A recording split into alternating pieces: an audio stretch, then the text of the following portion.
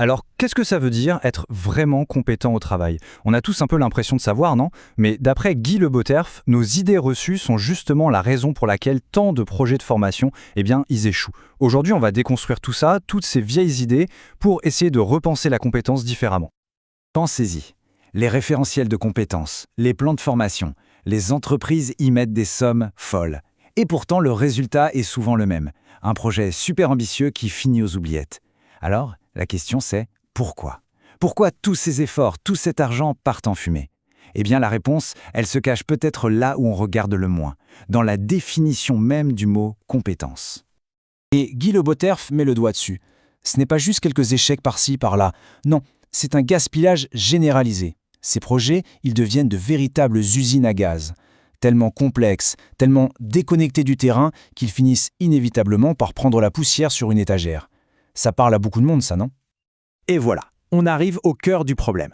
Ce que Le Boterf nous dit, c'est que le souci, ce ne sont pas les outils. Non, le vrai coupable, c'est le raisonnement qu'il y a derrière. C'est une vision de la compétence qui est, au fond, complètement dépassée. Et c'est justement cette vision qu'on va décortiquer ensemble. Alors, premier grand changement de perspective. Est-ce que la compétence, c'est une liste de choses qu'on a ou est-ce que c'est un processus, quelque chose qu'on fait? Pendant des années, on nous a servi cette formule, un peu comme une recette magique. Savoir plus savoir-faire plus savoir-être. Hop, une simple addition. C'est propre, c'est net, ça rentre bien dans un tableau Excel. Le problème, c'est que c'est une vision complètement statique. C'est juste une pile de ressources. Et c'est terriblement réducteur, parce qu'il manque l'ingrédient principal, l'action. Et c'est là toute la différence. C'est la distinction cruciale que fait Le Boterf. D'un côté, il y a avoir des compétences. Ça, c'est comme avoir un garde-manger rempli de super ingrédients. De l'autre, il y a être compétent. Et ça, c'est savoir cuisiner le plat. C'est mobiliser ces ingrédients au bon moment, de la bonne manière, pour créer quelque chose. On peut avoir le meilleur garde-manger du monde et ne pas savoir quoi en faire. Du coup, la compétence, il faut la voir comme un processus, en 4 étapes. Tout commence par une situation concrète sur le terrain, un problème à régler. Ensuite, face à ça, le professionnel agit, il met en place sa pratique. Et pour agir, il va mobiliser ses ressources, les siennes et celles autour de lui. Et tout ça pourquoi? Pour arriver à un résultat concret et réussi. Ce n'est plus une liste, c'est un film qui se déroule. Allez, on attaque le deuxième grand mythe. Celui qui nous fait croire qu'une fiche de poste, c'est la même chose que le travail réel. Et pour ça, Le Boterf a une métaphore qui est juste parfaite. Il dit que la fiche de poste, c'est la partition de musique. Elle donne le cadre, les notes à jouer. Mais le travail réel, la pratique, ça, c'est l'interprétation. C'est ce que le musicien apporte de personnel, son feeling, son adaptation à l'acoustique de la salle. C'est ce qui donne vie à la musique.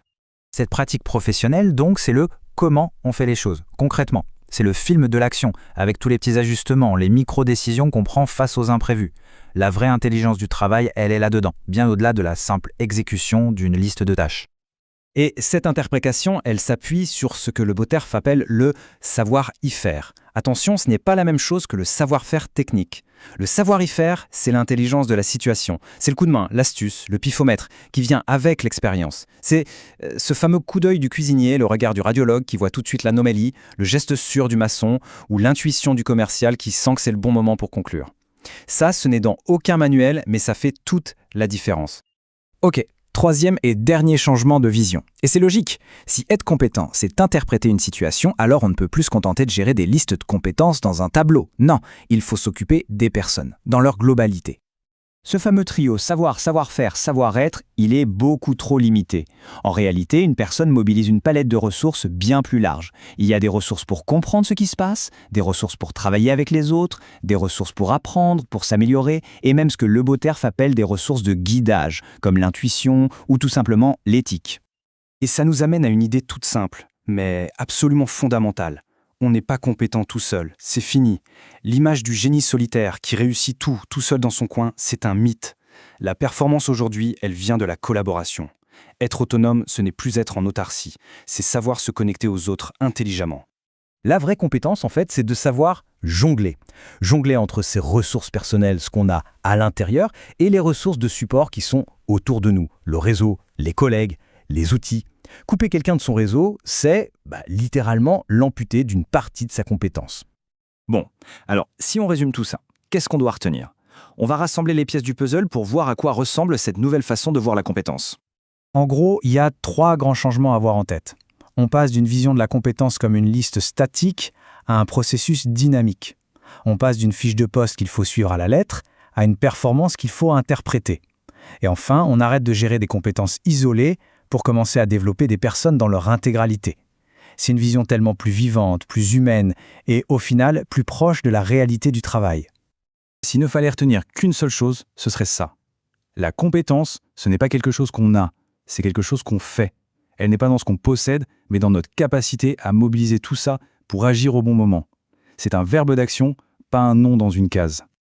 Et pour finir, ça laisse avec une question à méditer. Comment est-ce que nos approches du développement changeraient si on arrêtait de voir la compétence comme une liste à cocher et qu'on commençait à la voir comme une performance à améliorer? Ce n'est pas juste la théorie, ça change absolument tout dans la façon de former, d'évaluer, de manager. Et c'est peut-être là, finalement, la clé pour que tous ces projets compétences